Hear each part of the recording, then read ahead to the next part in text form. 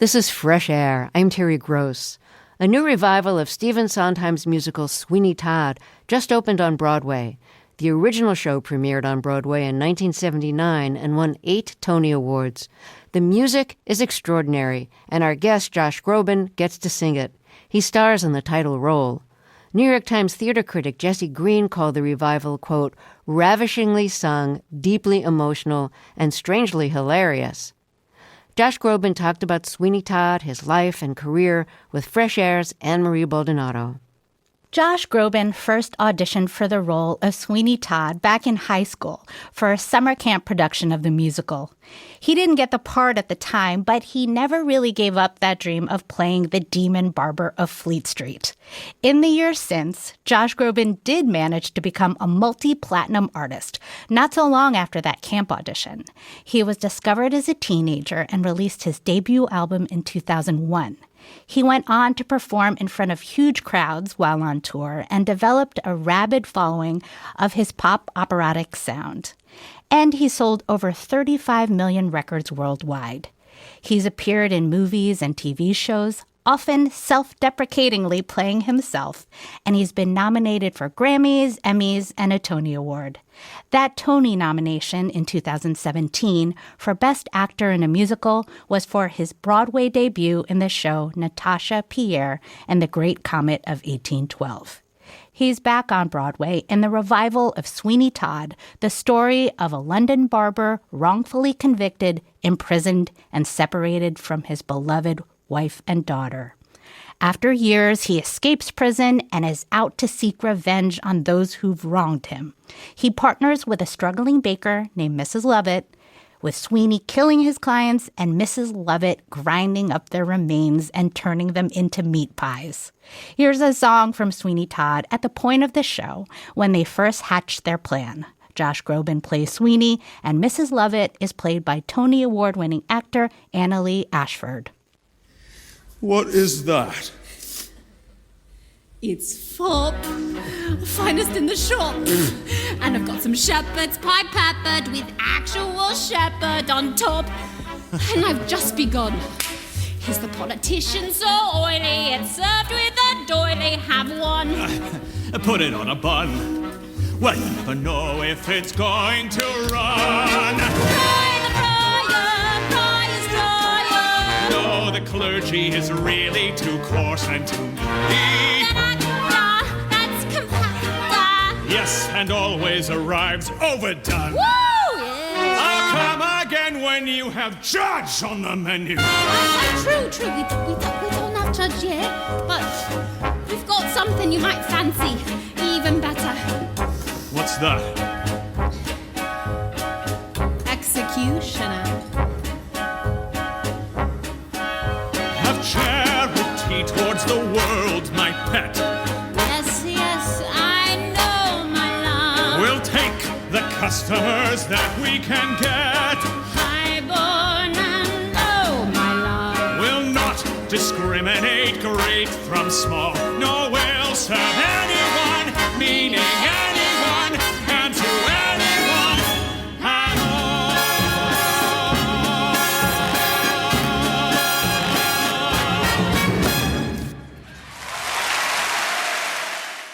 That's Josh Groban and Annalee Ashford from the new revival of Sweeney Todd.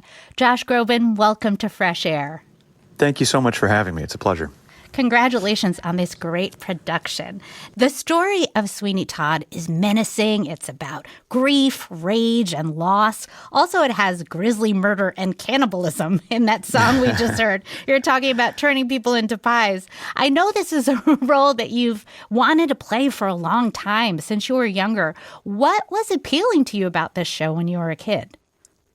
I mean, when you mention the storyline like that, I think back to like what the elevator pitch must have been to this in 1978 when it was being written. You know, it has so many things about the show that are outlandish and terrible and melodramatic and beyond the realm of comprehension. And yet, like everything that Sondheim wrote, there is this through line of human connectivity, and he had that genius ability to take these outlandish things and find the core human truth in them. And as a young kid who was, finding my own way and having a hard time kind of getting out of my own shell and wondering, how best to communicate myself, his work reached me at a very young age. There was something about it that felt like I knew, he knew me. And I think for those of us that have loved his work for a very, very long time, we of course love being swept away by the stories and by these sometimes crazy characters that we have nothing in common with, but the music and the lyrics and the way they all tie together make us feel deeper about who we are. They make us feel things that we never expected. And that's what first brought me to the piece just as a fan when I was younger. Do you have early memories of the show, of the music, discovering it? Yes. I saw a production of it in Los Angeles by a wonderful cast called the East-West Players, who are an incredible Asian company that works out of Los Angeles and around the country, and they blew my mind. It was my first time hearing the score. I then went out and got the VHS copy of the famous Los Angeles recording of George Hearn, the wonderful George Hearn, and of course, legendary late great Angela Lansbury.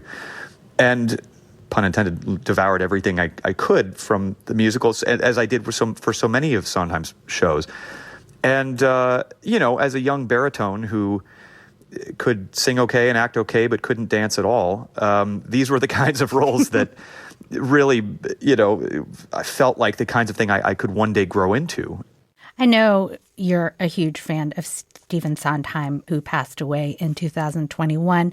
Can you talk about what it is about his writing that you're drawn to most in general and in particular as a vocalist? His songs, they're a feat to perform his songs. They are. It's a beast. It's a beast to sing each night. I definitely, there's not any moment in this show to coast. It requires an enormous amount of focus, and an enormous amount of checking in, really tuning in with yourself, with your cast. There's so much that you have to kind of lift in this emotionally and vocally that it's tiring. You feel it at the end of the show. And what I love about his writing, especially this role, some of his writing can be very staccato. The writing for Sweeney has such incredible line and such incredible fluidity. There's this romanticism to the music for Sweeney in particular that was one of the first things I connected with, because I felt like, oh, that's something I can really play upon, that juxtaposition of the romantic nature of the music and also these horrific things that are happening, by his hand. And I know that was a juxtaposition that really he did, by design, and something that he was very, very enthusiastic about playing with. And it's just, it's such a feast, and it's something that even though everybody in this cast has known it their whole lives, you keep finding, and you keep finding and finding and finding. We've opened, we're officially frozen, but we keep finding. And that's the incredible thing about his work, is that you can keep peeling and peeling and never get to the center. So I can't wait to see what we find by show 100. By frozen, you mean that, when you're kind of working on workshopping a show and then doing previews, you might still make changes. But then when it's frozen, this is the version that you're going to try to at least play with every evening. Were there changes were there important changes that happened in that workshopping and preview process? Oh, absolutely. We did the musical workshop just at podiums for about a week. And our main goal for that was to get it off the page, to sing it, act in place, but just to get it out. And it was just us and a piano and some of Sondheim's closest friends and some people that we thought would be in our team at some point. 50 people in the rehearsal room above Hamilton. And then the preview process was such an interesting time and very tiring time. Audiences that get preview tickets, you're watching something very, very special, because you're seeing something that may be the only time that blocking happens. You're seeing maybe a song that might not be in it the next time. And those are the things that, were really, really fascinating to see, because to us on stage, sometimes those felt really, really small. But then when I would have a friend come to the show one night and then another night, they'd say, oh, that different lighting beat, or that different blocking cue. Oh, that made such a huge difference in the scene. So it's really a time during that period for us to get to know the roles better and feel what that feels like for an audience, but also for our incredible creative team. That's a time for them to sculpt as well each day. And so the tables come out, there's tables out in the audience, and they've got their computers, and they've got their mixing boards and light boards and things like that. And then it all gets taken away, and an audience comes in, and we do what we worked on that day. You, when you're describing Sondheim, you talked about how, he often writes staccato, but this of Sweeney's a little more romantic. Could you give an example of that comparison that you're making? Sure. For instance, in a show of his, which is also a favorite of mine, Sunday in the Park with George. That Anna Lee Ashford was in. That Anna Lee Ashford was also in, yes, with Jake Gyllenhaal, and they were both wonderful. Sondheim wrote the way that George Seurat painted. Lots of red, orange, pick blue, very staccato, almost pointillist the way he wrote the notes, because that's what was going on in George's head, and so he brilliantly kind of made that synergy between what the character and what the music was doing. And there's one of my favorite scenes in Sweeney Todd is the second song of Act 2, where they call the Joanna Quartet, where Sweeney is, dispatching victims with this kind of sociopathic ease and calmness, and singing this, and are you beautiful and pale, my turtle dove, and he's singing about Joanna and how life is fine, and I may miss you, and maybe I won't, and life is good, and the machine is rolling, and meanwhile the hands are quite, calmly and terrifyingly smoothly, slitting throats and sending people down the chair. And that could have been written very sharply and very angular and more twisted. But if the actions weren't there for an audience to witness, the song is something that people might maybe not play at their wedding, but something very, very, very, very, romantic sounding and more legato. So, yeah, I think those are two examples where he's made those choices, and it's just so much fun.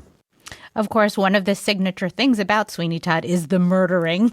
Different productions of Sweeney handle the killing differently. But in this one, you do shave and kill. There's blood spurting out. And there's the chair that has the chute where the bodies slide down into the basement where they're made into meat pies. Can you talk about the decisions that your production made and what it was like to wield a blade and have fake blood coming at you? Yeah. Well, it was really nice to be able to have a fake razor, plastic razor, to kind of have all through the rehearsal process to just have in my hands. There was very few moments where I was hanging out where I wasn't playing with it, and I took some good lessons on what the different ways of shaving are for a straight razor, and just I wanted to get it so comfortable in my hand because he says it's what makes his arm complete is this razor, and so I wanted it to feel that way when I pick it up on stage. The other thing we kind of really wanted, and I remember me and Mimi, our set designer, talked about it early on, was let's petition for blood. I don't want red light. I want this to be blood. And she's like, yeah, blood. Let's get blood. And so, the blood is something that it took a while to get right. I think there were a few, and the chair did too. There were definitely, talk about preview audiences get some things nobody else does. There were 2 nights where the chair didn't work. And poor Jamie Jackson, our extraordinary Judge Turpin, had to crawl down the hole and pretend he was suffering and get down there. And the audience kind of laughed. And you just well, that's previews. We've had a couple that the blood didn't come out. We thought, okay, well, there's just, there's slow. But now we've got everything is very, very fine tuned and it all works. But there's a lot of moving parts. Everybody that works on this stuff behind the scenes is such a well-oiled machine, and everything we're doing on stage comes with, an enormous, brilliant team of people backstage that are setting all this stuff up so that we get to look nice and gruesome out there. You've been a professional vocal performer for decades now, but you are singing in concert halls and on albums as yourself. Do you have to do anything to your performance to change the way your voice sounds, to rough it up or make it gritty? Well, there's a lot of vocal challenges in Sweeney Todd that are quite different from when I would just do a normal concert. the character commands a different approach. You're using different colors. They're all colors that I still have in my wheelhouse. You're just tapping into different ones and allowing others to take a rest until the next tour, And so there is a darker texture to this score. It's far more baritone than I would normally maybe sing. Maybe not far more, but there are definitely I'm definitely resting more in the warmer lower part of my range, which has been really fun. There's also a lot of screaming. There's a lot of yelling. There's a lot of angst and anguish. And so finding ways to do that in a healthy way each night are also really fun and challenging and require a lot of rest in between. It's the kind of show where vocally and emotionally I can't think about some of those songs and some of those moments that maybe happen an hour later or 2 hours or even 3 hours later when I pop out of the stage at the beginning. I have to kind of take the ride vocally with the show and with the character and let it get me there because it is the kind of show where you just kind of hang on and let the wave carry you. I want to ask you about the audience. I think Sweeney is such a beloved show. Like, people are fanatical about it, which, may lead to more pressure for the performers. But really, I was lucky enough to see the show, and the audience was so hungry and into the show. So at the beginning of the show, during the Ballad of Sweeney Todd, the ensemble is telling the story, and then there's this big moment near the end of the song when you as Sweeney, come through the crowd and sing "Attend the Tale of Sweeney Todd." And I'm sure it's something you prepare for. And at least the night I was there, the cheers for you were so loud that you couldn't even hear you deliver those first lines. You can't hear the first line. And you know what? That's fine, because the next line is what happens then. Well, that's the play, and he wouldn't want it to give it away. So you know what? They got a lot of show left after that line, even if they cheer louder than my singing. But we hear their enthusiasm before we even enter the stage. We hear their enthusiasm when the lights go down. We hear their enthusiasm when Judith Light did our "Please turn off your cell phones" message, and they're cheering after "Please turn off your cell phones and enjoy the show." They're ready for this. And so, we hear it, we love it. We're excited that, Sweeney Todd, of all things, is getting a rock star, cheer out there. It's really, really fun. Now, you were born and raised in Los Angeles. Can you tell us a little bit about your family and the neighborhood where you grew up? I grew up in an area of LA called Hancock Park, and I grew up in a very artistic but not showbiz family. My mom, who helps me run my arts education foundation now, she was a visual art teacher at a couple of different schools in Los Angeles. And my dad played jazz trumpet all through college and, at some point decided that was enough of that, even though he was incredible. And we have old recordings of him playing and he was just awesome. He went into business. He's an executive recruiter, they call a headhunter. And so, they both have musical and artistic sensibilities, but the way that I was introduced to entertainment, and my brother as well, who's a brilliant TV and film director, we both found our bug really naturally. And then in high school, having the great privilege of having a good theater program in school, I was able to, join the ensemble of Anything Goes, in seventh grade. And just putting on a costume and standing on stage and feeling part of something like that was life altering.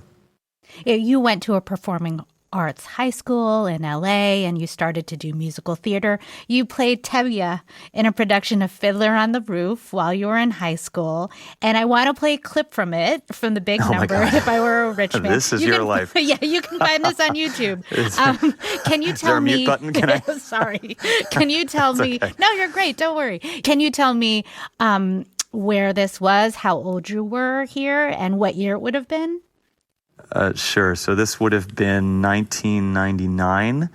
I was either I think I was 17. And this was at the wonderful, wonderful Los Angeles County High School for the Arts, which is still around and thriving even more than ever. I just recently went and saw their production of Sweeney Todd, which was so much fun to see. And a couple of their students have already come to the show. And it's a place where I really cut my teeth and really found myself and found my musical theater confidence. And one of the first lead roles I got was Tevye in Fiddler on the Roof, and it was a lot of fun. I could not grow a real beard. That was a fake beard, and but it was a blast.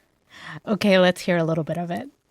If I were a rich man, yiddle-diddle-diddle-dibble-dibble-diddle-dum.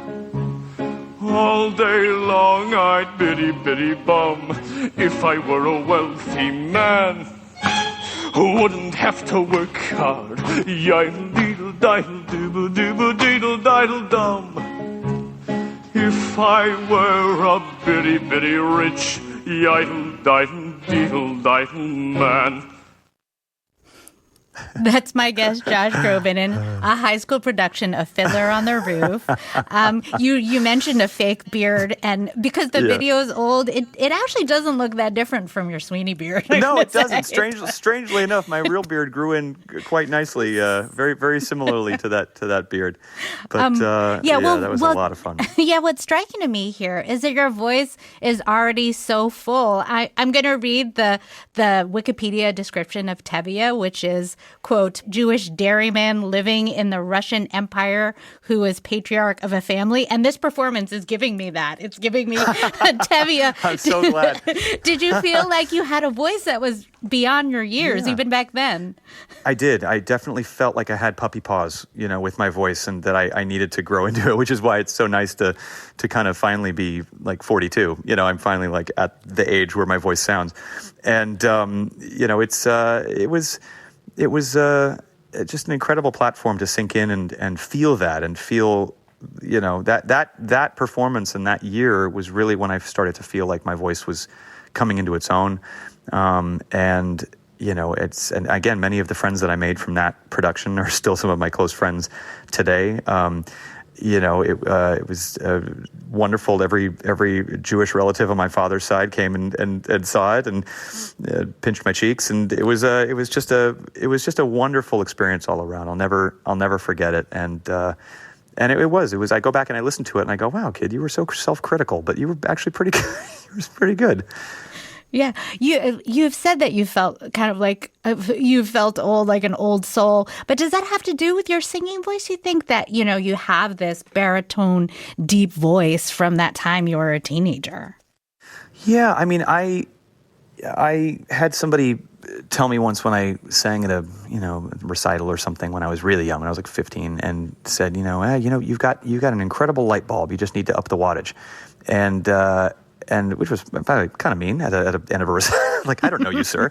But yeah, I that was like the equivalent of realizing that I could throw a football or hit a home run. I to me that was my sport. Was realizing that I had that thing that I could do and I could really feel confident with. And it took until about 11th grade. Or even 12th grade, I would say, which is when that performance happened, for me to actually feel, that I could do this and do it reasonably well.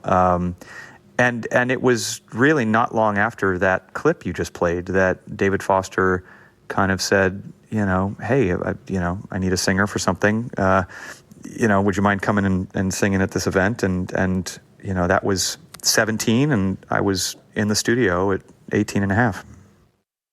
I want to ask you about your singing career. You made records, toured, and were heralded as this teen young man prodigy almost with this deep operatic voice. How would you describe the music that you were making with David Foster, the producer? We were both, I think, trying to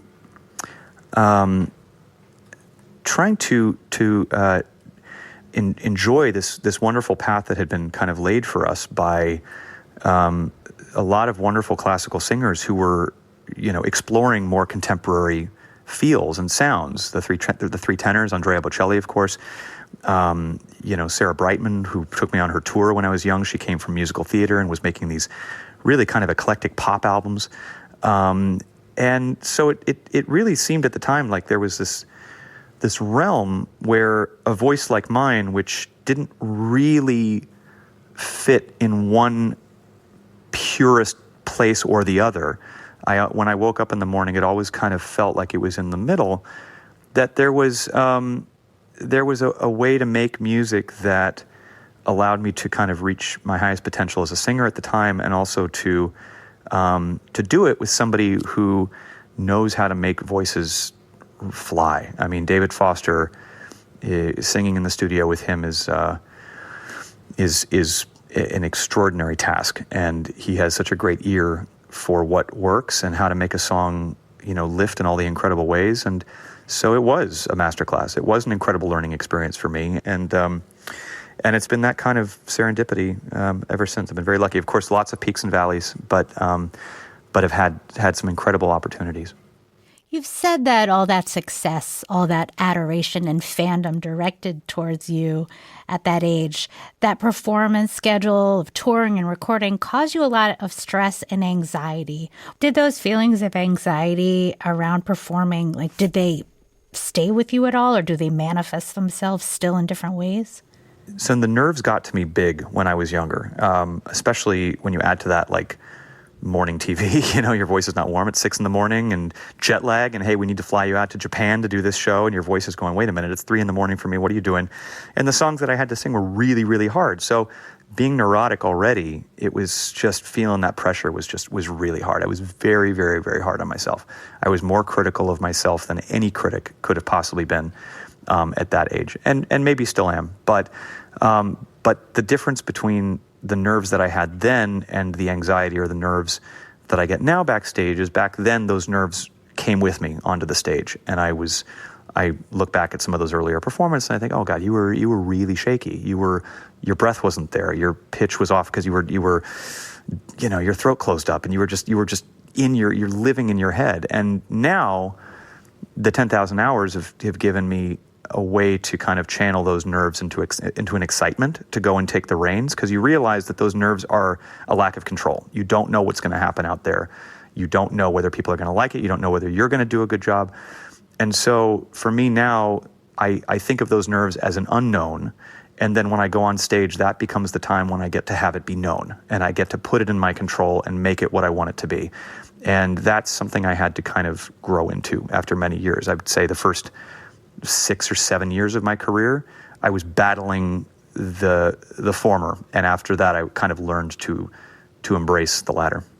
You continued to perform, tour, release albums, but you also along the way found opportunities to act. And I always admired how you would play around with your persona and make cameos and play around with your image. For example, you're in episodes of The Office, Glee, Ally McBeal. You made cameos as yourself in Parks and Recreation. That one is a personal favorite of mine. And you also... I hit all of television. And you also sang a song in an episode of the show, Crazy Ex-Girlfriend. One of the writers of this song that you sang was the late Adam Schlesinger. It's a song that comes at a very serious part of the show when the main character, Rebecca, played by Rachel Bloom, is at a low point and reflecting on how her life doesn't make sense like it does in the movies. As she does this, she imagines you singing next to her, giving voice to her thoughts. It's a serious moment, but as it is with this show, Crazy Ex-Girlfriend, the grave and the heavy coexist with the comedy. I want to play a bit of this song called The End of the Movie.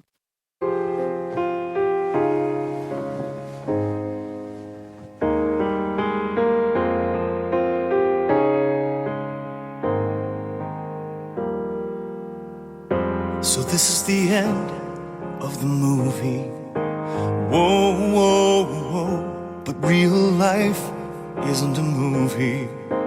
No, no, no. You want things to be wrapped up neatly, the way that stories do. You're looking for answers, but answers aren't looking for you. Because life is a gradual series of revelations. that occur over a period of time. It's not some carefully crafted story. It's a mess and we're all gonna die. If you saw a movie that was like real life, you'd be like, what the hell was that movie about? It was really all over the place. Life doesn't make narrative sense. Nuh-uh. That's Josh Groban from an episode of the series Crazy Ex-Girlfriend. Later in the song, you even sing your own name. Why do you enjoy making these appearances in comedies as yourself? For me, it was a way to, whether I was playing a goofy version of myself or whether I was playing a goofy other kind of character, it was a way for me to kind of break the ice of just showing a little bit of the other side of my head. When you sing serious music and you've been promoted as a really serious artist for so long, you're yearning to show more sides of your own personality.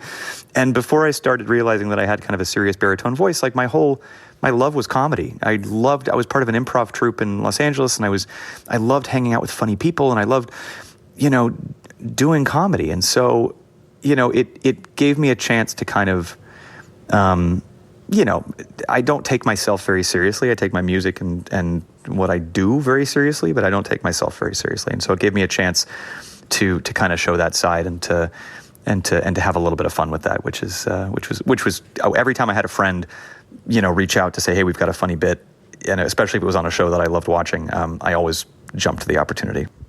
I wonder if you, looking back at how you wanted to be in musical theater all those years back, and here you are playing one of your dream roles, if not a main dream role. Do you think about that, about your younger self and what he would think?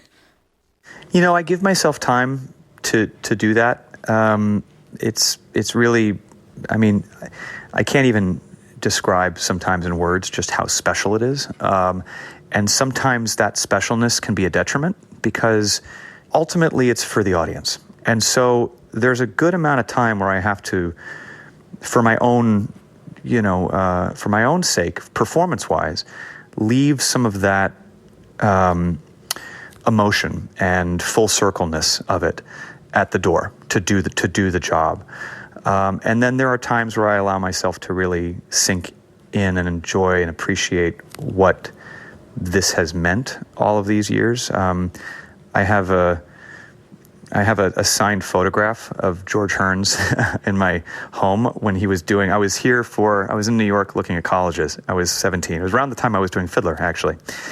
And George Hearn was doing Diary of Anne Frank with Natalie Portman. He was playing Mr. Frank. And I had a letter all written out. I wrote the whole thing telling him how much I just loved his Sweeney Todd and just love his work and love his voice, and would he be so kind to send me an 8x10, and I brought it up to the front of the stage, which, of course now I realize, don't do that, but I brought a letter up to the front of the stage, and I found a stagehand. I said, excuse me, can you please pass this letter? And the guy goes, no, we're not accepting anything for Natalie Portman. I'm so sorry. And I'm like, no, this is for George Hearn. And he goes, oh, for George? Yeah, he'd love that. Okay, yeah, sure. And so I handed it to the stage manager, never expecting to get anything back. I know they're extremely busy. And sure enough, a couple months later, I got an 8x10 back to Josh Fondley, George Hearn. And I've never told this story publicly, so I don't think he has any idea that this happened and that I'm now doing Sweeney. But if any of you know him, please pass it along, that I'm very grateful that he did that. And like I said, it means so much to me that I get to carry the torch right now for this iconic piece and for this role, and to have this time to share it with new audiences until the next person takes it on. Josh Groban, thank you so much for your time, and congratulations again on Sweeney Todd. I really appreciate it. Thanks for having me on.